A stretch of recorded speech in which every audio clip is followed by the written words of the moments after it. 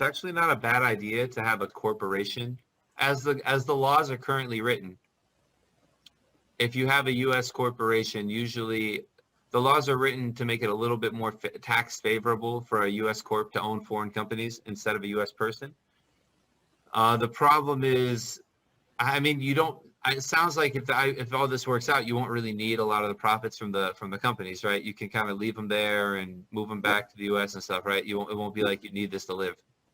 Right, right. And I mean, I may, I may live, I may live in some of these places, a few months of the year or something. I mean, if they're in corporations, I mean, you might technically have to pay rent to live in them if you're using it for a business purpose, right. But that's not a big deal. I mean, it's going back to yourself. But a corporation, like, this is something that might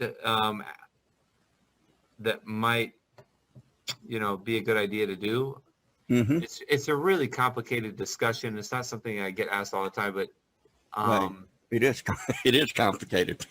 like if your goals are to just have, like, hold these properties forever, make them be yours, and then transfer all of them to your heirs and stuff, and like keep them forever, it'd probably be easier to put them in the name of a U.S. corp, because then if you ever want to transfer it or give it to someone or whatever, you just give your corp instead of transferring the ownership of all these different companies to different people.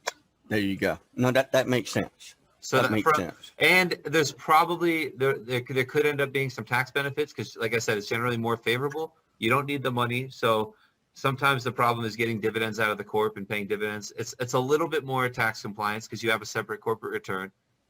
Mm-hmm. But yeah, it will be definitely easier to like transfer ownership of that corp to other people, generations and stuff. Right. Okay.